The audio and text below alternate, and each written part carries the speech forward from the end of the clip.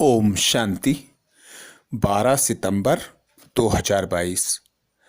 बाबा ने महावाक्य में हम बच्चों को जो शिक्षाएं दी उनका मनन करेंगे। बाबा बोले, मीठे बच्चे, तुम्हारा नंबर 1 दुश्मन रावण है, जिस पर ज्ञान और योग बल से जीत पानी है। तमो प्रधान से सतो प्रधान जरूर बनना है। तुम्हारा नंबर 1 दुश्मन रावण है, जिस पर ज्ञान और योग बल से जीत पानी है। तमो प्रधान से सतो प्रधान जरूर बनना है।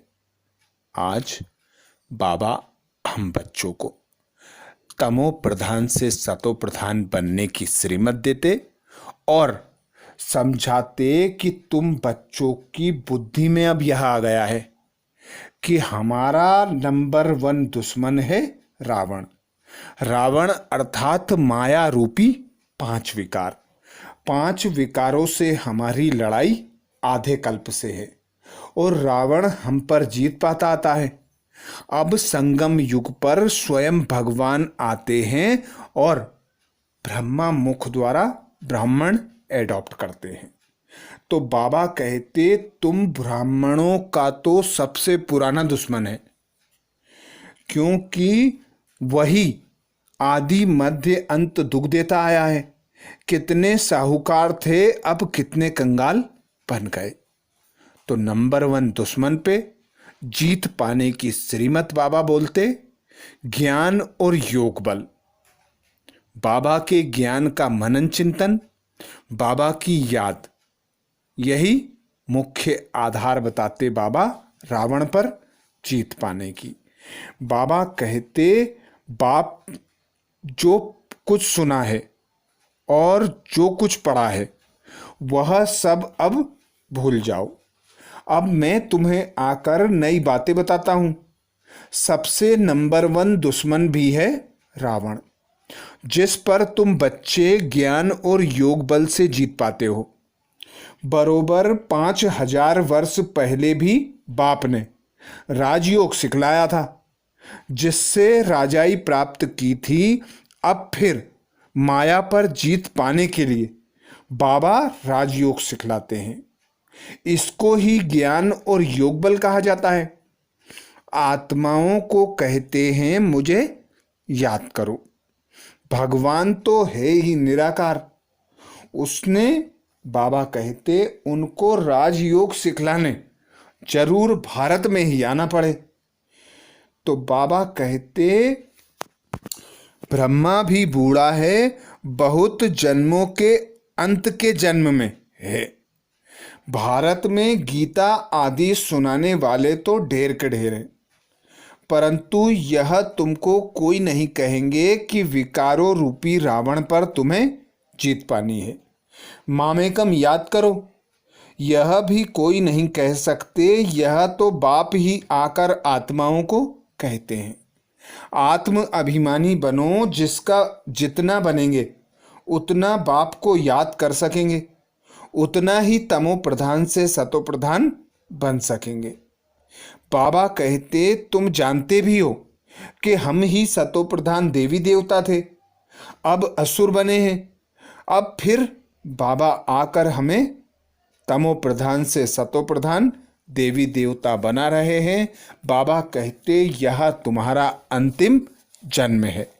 इसी की प्रारब्ध तुम्हें सतयुग में नर से नारायण, नारी से लक्ष्मी अर्थात मनुष्य से देवता की प्राप्त होती है। प्रश्न किया बाबा ने, महीन ते महीन और गुह्य बात कौन सी है जो तुम बच्चों ने अभी समझी है? महीन ते महीन और गुह्य बात कौन सी है जो तुम बच्चों ने अभी समझी है?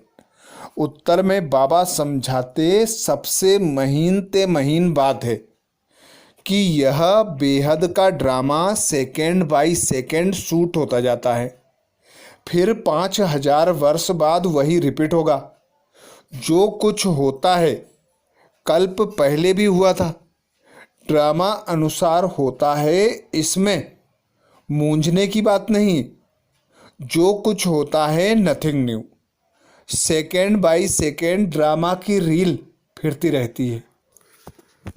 पुराना मिटता जाता है, नया भरता जाता है। हम पार्ट बजाते जाते हैं, वही फिर सूट होता जाता है। ऐसी गुह्य बातें कोई भी समझ ना सके। बाबा आकर हमें ऐसी नॉलेज देते हैं जो कोई नहीं जानता। बाबा संगम पर आते हैं और ड्रामा के आदि मध्य अंत को समझाते हैं कि जो भी हो रहा है अनादि अविनाशी होता चला आ रहा है। कल्प पहले भी ऐसा हुआ था, अभी भी ऐसा हो रहा है। बाबा कहते नथिंग न्यू का पाठ तुम बच्चों ने अभी जान लिया है। तुम बच्चे ही समझते हो कि इतनी छोटी आत्मा में 84 जन्मों का पार्ट कैसे भरा हुआ है।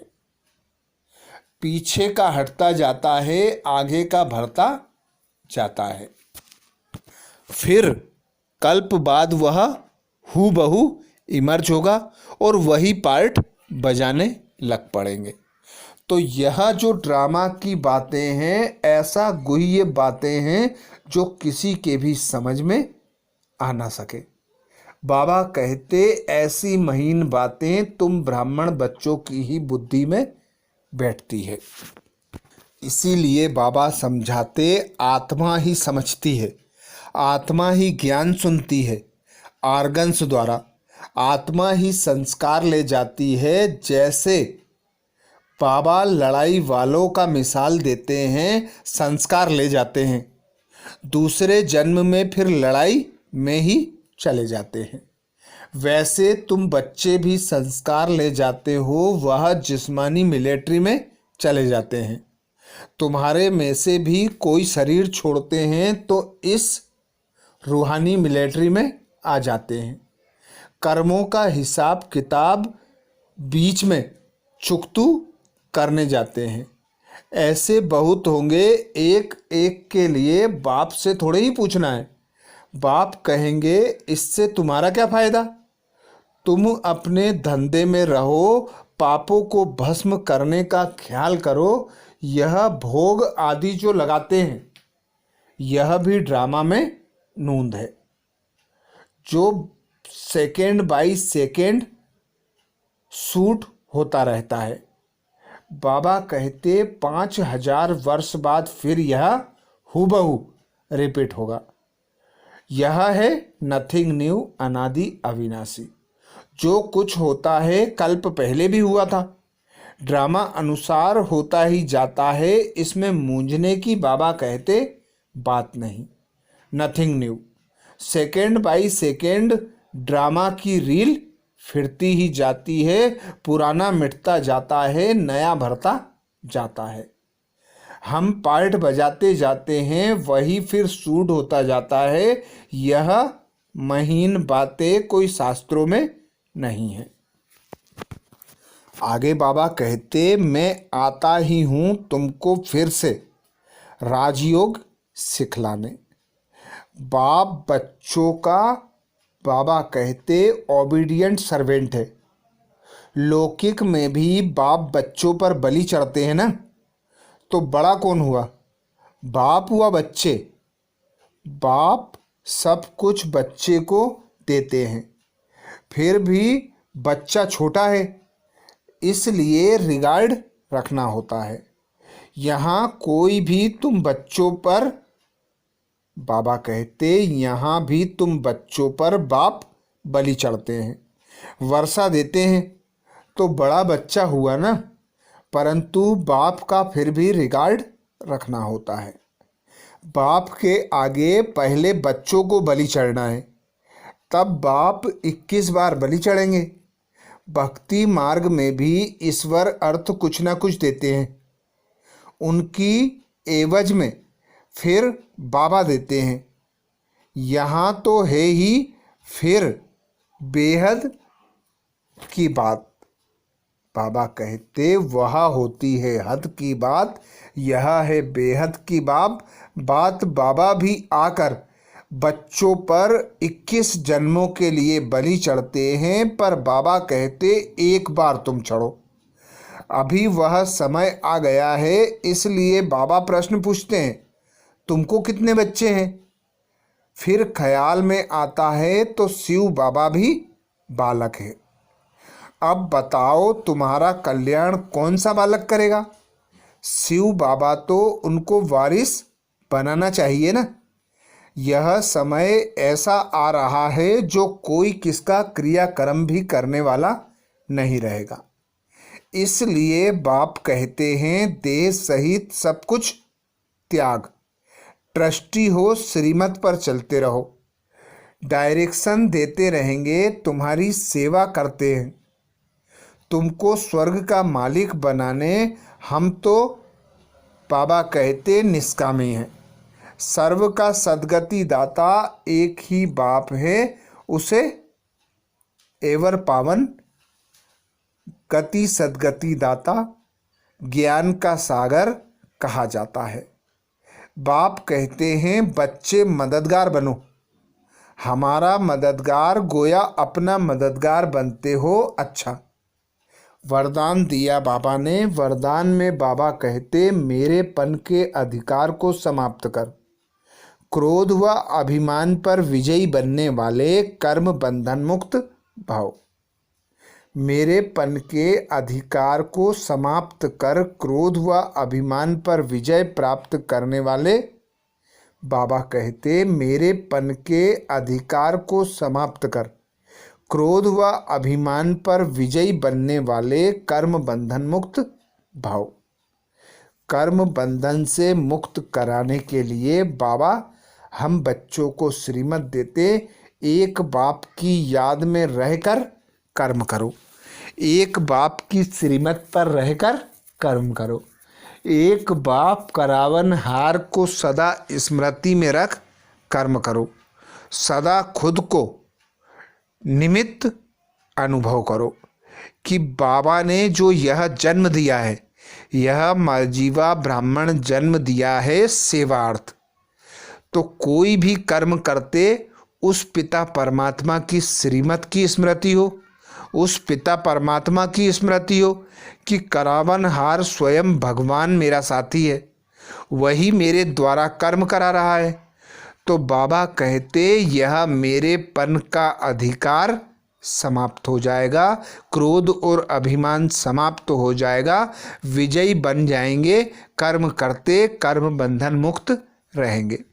जहाँ मेरेपन का अधिकार रखते हो कि ये क्यों किया, यह मेरी है या मेरा है, तो क्रोध अभिमान या मोह आता है, लेकिन यह सेवा में साथी है, ना कि मेरे का अधिकार है। जब मेरा नहीं तो क्रोध मोह का कर्म बंधन भी नहीं।